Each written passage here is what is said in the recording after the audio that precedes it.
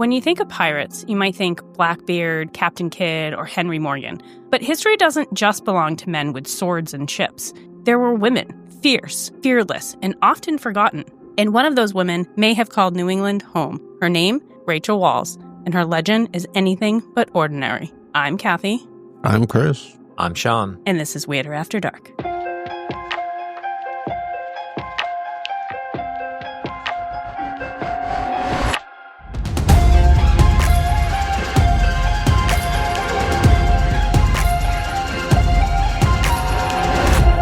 Kathy, I'm noticing for this story you brought some stuff.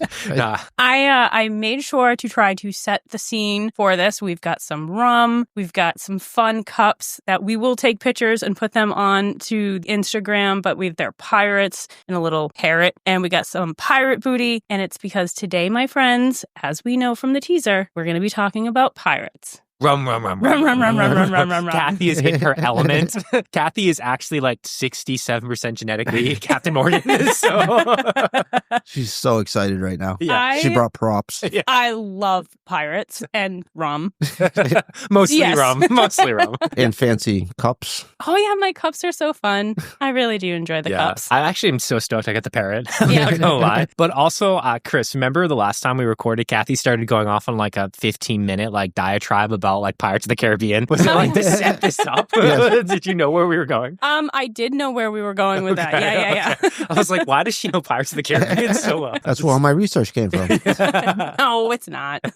Not all of it. Yeah. Just a little bit. Yeah, I love All right, it. Well, pirates. Yeah, what are we doing here? Well, pirates weren't just the stuff of legends in the Caribbean. In the 16th and 1700s, New England's rugged coastline, places like Newport, Salem, and even tiny homes along the main shore, were crawling with smuggling operations, ship raiders, and rogue sailors who lived by no law but their own. Chris, we fucking missed out here. Like, Yeah, come on. I was born in the wrong century. Damn it. Absolutely was. I could be like on a wooden boat, like going through with cannons. The New England coastline was the perfect environment for pirates with its rocky shores hidden by the dense fog that held hidden coves, inlets, and caves that made it easy for ships to vanish from sight and for treasure to disappear forever. There are dozens of legends of gold and silver hidden in the sands of the Cape or beneath the roots of twisted pine trees on remote Maine islands. They say Captain Kidd left chests buried along the Connecticut shoreline. Some believe Blackbeard himself stopped near Machias or Pemaquod in Maine, slipping ashore under the cover of darkness, burying riches no one ever found. Let's go. It is so Gonna cool. go on a treasure Let's go hunt? check it out. Way throwbacks, Muddy Nose episode. I didn't throw it into the episode at all, but there's actually some like urban legends that pirates like the Kid or Blackbeard himself,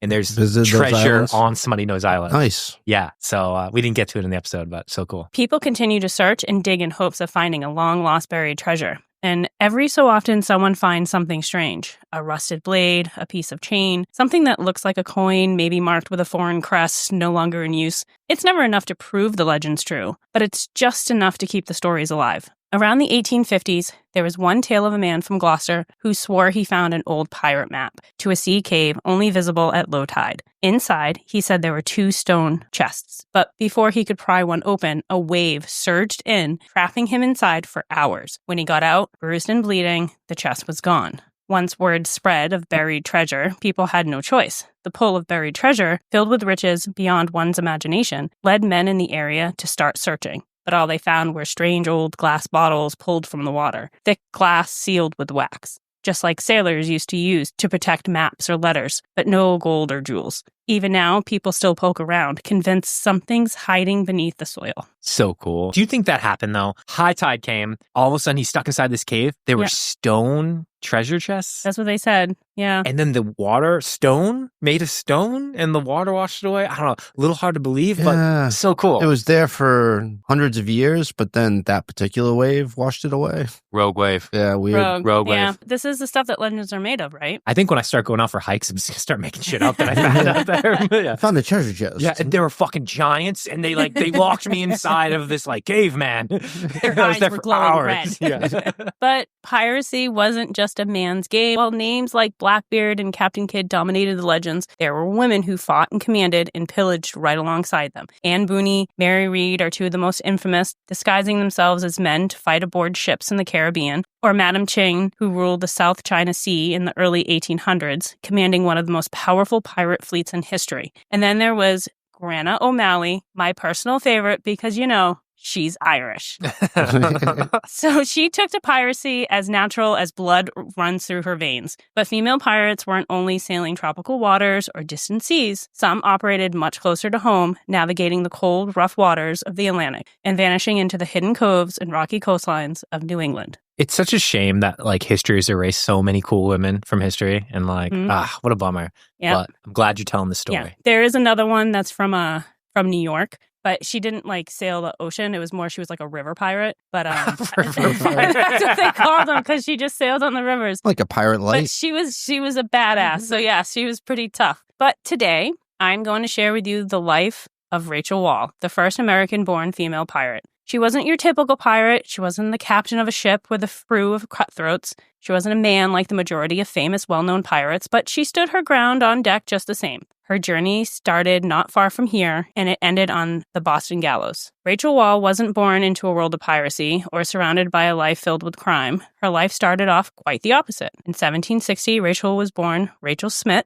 to a farming family in Carlisle, Pennsylvania. She described her family years later, just before her death, in the life, last words, and dying confessions of Rachel Wall as being, and I quote, of honest and reputable parents who were alive in good health not long since. They gave me a good education and instructed me in the fundamental principles of the Christian religion and taught me the fear of God. And if I had followed the good advice, I should never have come to this untimely fate. Perhaps it was the strict religious upbringing that sparked the rebellious nature in Rachel. It would seem that the quiet farm life was too still for her, because at the age of 16, Rachel began to sneak away to the waterfront where she would wander the docks, watching the busy crowds and people move throughout their day. Rachel would run away twice in her teens, and finally, on the second attempt, while down along the waterfront, she was attacked.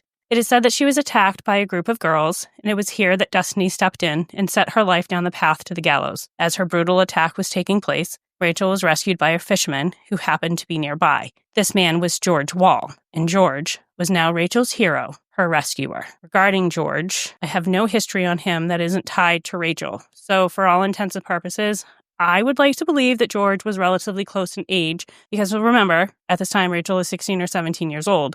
But George is always described as a fisherman. So unfortunately, although we all know history, he was probably a much older man. But either way, they are now intertwined together forever to be known as their story goes forward. We have some different stories of how they got into piracy. Some sources claim that when the two met, George was already knee-deep in the darker side of maritime life and was living in a world outside the law.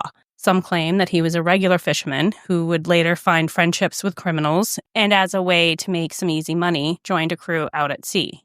And another is that as a fisherman with experience from years of being on the open ocean, he actually signed up and became a private pirateer during the Revolutionary War. And once that need was gone, George didn't want to give up the easy income or fortune and adventure. So wait, so she's with him this entire time? Yes. Oh, man. When you originally started telling this story, I thought this was going to be like a cute Moana type story, a little darker. Like, she's just found the ocean and she fell in love. She's like, I'm a pirate, a little darker. Well, but now I'm nervous. This is she's getting taken advantage of. Well, she meets George. They fall in love. And is it love? I mean, I don't know. Things in history aren't usually good for women. So I don't know. I mean, maybe. Whatever the truth was, Rachel found her way to this life. She did, and in 1781, the couple found themselves living in Boston. And it is said that while living in Boston, George went off and left Rachel for several years while he went out to sea. Rachel was young and now living in a city where she had no friends or family, and the streets, like the people all around her, they were strangers. But Rachel was resourceful. She found a job as a maid for a wealthy family in Boston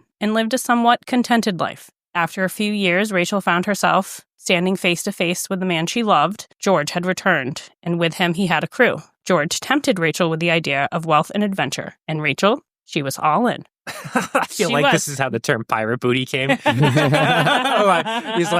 gotta go back to my woman over there in Pennsylvania. I gotta go get some. Gotta get some booty. It's a booty call. The group went up the coast of New Hampshire, where they claimed to have stolen a vessel by the name of the Essex. Now with a sturdy ship, the crew would wait until a storm would pass and then drift out to open waters. Once they spotted a ship making their way, the men would hide below deck, and Rachel would wait patiently until the ship was close enough, and then she would wave her arms, calling for help, pleading to the men aboard the passing ship that she was alone and she's in need of rescuing. Once the men boarded her ship, Rachel would take them below deck, and the men hidden would murder them and steal their valuables. As a way to hide the crime, they destroyed the robbed ship, letting it sink to the bottom of the sea, and with the men, it'd be lost forever, leaving people to believe that it had been destroyed in whatever storm had just passed through. Although they seemed to have a perfect plan, and it worked a reported 12 times, their luck would run out. It is said that either a storm shipwrecked the crew, or that George had stirred the ship and it caused a fatal accident, or perhaps for one reason or another, Rachel missed a voyage out to sea altogether. But either way, the story goes that all the crew but Rachel went down with the Essex. I have a theory. George broke up with her, left her on shore. Just like, I'm going to go find some more booty. I got some more booty in another port. I need new booty. Yeah. They say like hoes in different area codes. This is the pirate version. Back in Boston, now all alone, Rachel found another job as a servant. But oh, Rachel, she just couldn't stay out of trouble. It is suspected that Rachel may have turned to prostitution as a way to make money, where she would also steal from the Johns that called upon her. Rachel herself admitted that at night, under the cover of darkness, she would scope out the ships docked at the Long Wharf in Boston Harbor, where once she found her mark, she would sneak onto the ships, search for items of value, and rob the captain and crew while they all slept. Boats and hoes. Oh, solid stepbrother quote. I love it. One specific night, Rachel said she boarded a dock ship, the Frenchman. She snuck into the captain's quarters, where she found the captain and mate sleeping. Under the pillow of the captain, she found a black silk handkerchief filled with gold crowns. Rachel claimed that she took this found fortune and, I quote, spent it freely in company as lewd and wicked as myself. Oh, yeah, hell yeah. Yeah, she had some fun. Yeah. And that's, the first time a woman's found a handkerchief on a guy's bed and touched it and found something they wanted to find. Oh, that's so gross. Oh, that's not okay. Rachel would be caught twice for her petty crimes, and as a result, she was publicly lashed and forced into indentured servitude to the highest bidder because she couldn't afford to pay the fine that was given because it was too high of a price. But even after her punishments, Rachel found the pull of easy money to be too enticing. Her final crime came during one of her nightly walks. It was here that supposedly Rachel found a 17-year-old Bostonian by the name of Margaret Bender. Margaret was walking down the street near the docks when Rachel laid eyes upon the bonnet that Margaret wore. Rachel crept up behind her and began to rip the bonnet off of her head.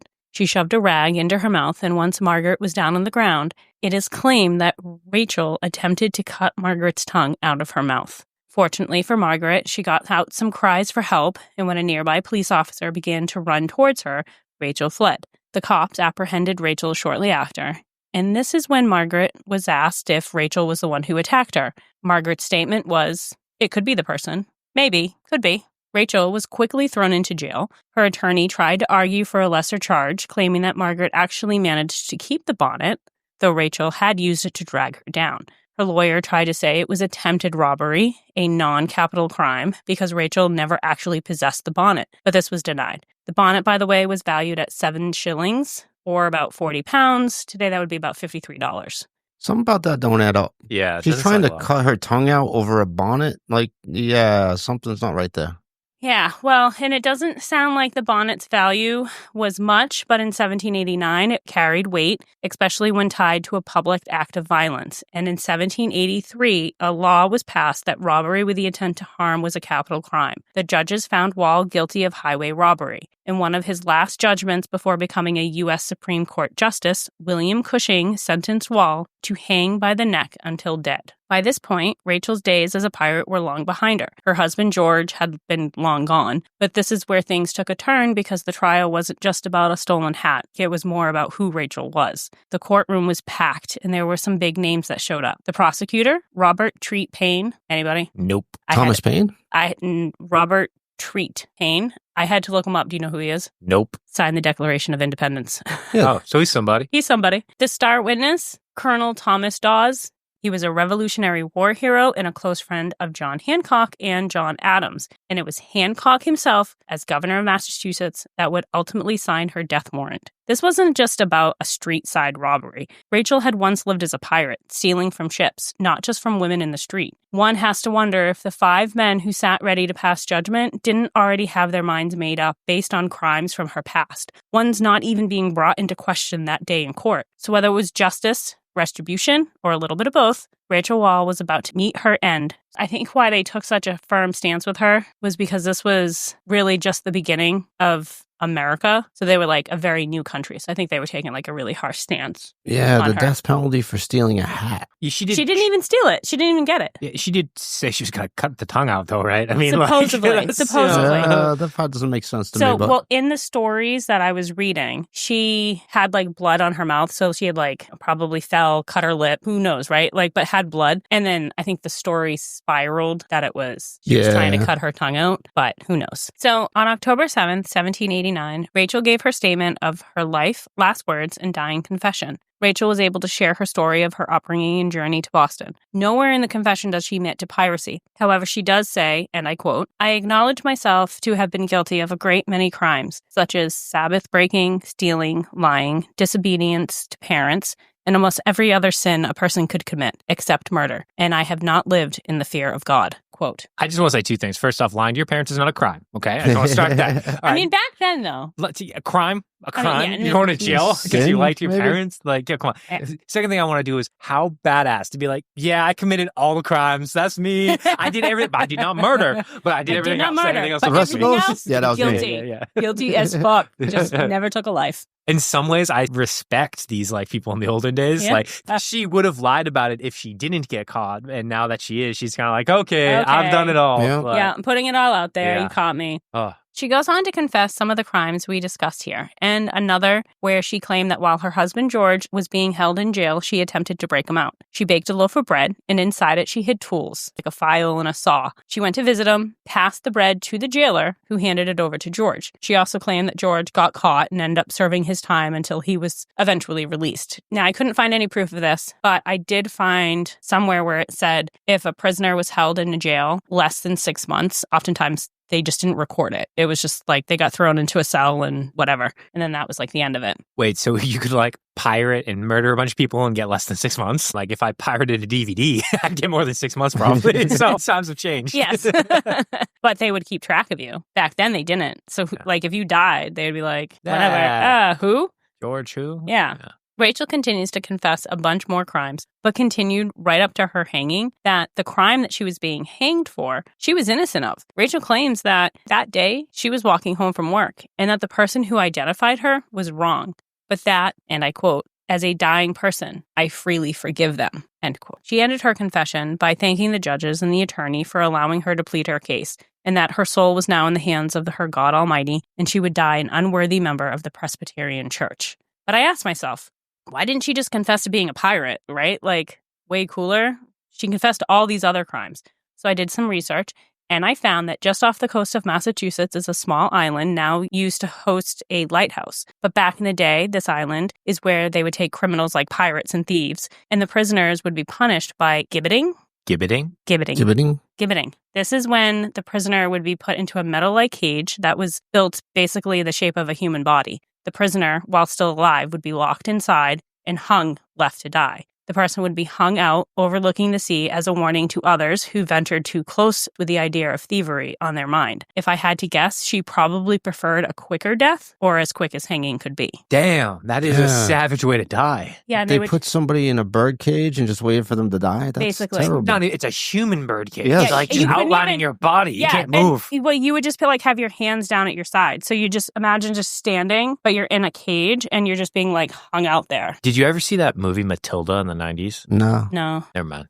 Okay. Good story, Sean. Well, if you saw it, I would have continued. But they, as a punishment for the kids that go to this like school, they put the kids inside of this like coffin, and it has spikes shaped to the body, so they That's can't an actual move. medieval I torture. know. Yeah, Yeah. just like it just made me think of that Matilda movie. So at the age of 29, Rachel's legacy would leave her to be forever known as the first American-born female pirate, but also the last woman to be hanged in Massachusetts. And that, my friend, is the story of Rachel Wall, the first American-born one pirate. Rachel badass. Yeah, like that's that. pretty So cool. I'm going to be totally honest. I didn't even know we had pirates really in New England until, again, the smutty nose, but like I didn't do any research, and this is badass. It's not just pirates, it's female pirates. Let's go. I like Female Rachel. pirate. Yeah, she was badass. It's a little sad because it does feel like she probably was groomed a little bit into this and this, like, her life could have been so different. She was in her 20s. Yeah. Well, she was only 16 or 17 when she met George. Yeah, but even when she died, she was only 29. 29. Yeah, which is wild. Yep. Yeah. But we're talking about her today because she was a pirate. Like, That's it. You know, that's pretty dope. Yeah. Rachel's ghost is around. We're still talking about you. You did something cool. They do say that in the Boston Commons, you can do like ghost tours where you walk around the city and they will reference Rachel, that people claim to see her and her story. So just don't wear a bonnet. Just don't wear a bonnet. She's going to kick your ass. Yeah. Well, I guess with that, what we'll do is we'll walk away. I've got a parrot cup of rum in my hand. You've got a pirate cup. Chris, you've got a little tie-dye action. We will cheers to the pirate ladies. To Rachel. Gar! Arr, Rachel. And with that, gang, we hope you enjoyed this story. If you did, feel free to go ahead and check out some of the supporting materials on our Instagram, and you can do that at Weirder After Dark. And remember, it's not just Instagram. We are building some communities out there where you can follow us and find us on Reddit as well as Facebook, again, at Weirder After Dark. And don't forget, we are looking for your stories. Have you seen any pirates? Have you been abducted by aliens? Are there ghouls under your bed? Are you got some spooky shit going on? Whatever it is, we want to hear about it. So contact us via one of those social media sites or send us your story to thegang@weirderafterdark.com and we will share one of your tales in an upcoming episode. If you are liking this shit, if you're absolutely fucking loving this shit, go ahead and share this shit with one of your friends or someone that you love. That is the best thing you can do to support us, and we would appreciate it forever. And remember, it always gets a little weirder after dark. Bye. Thank you, guys.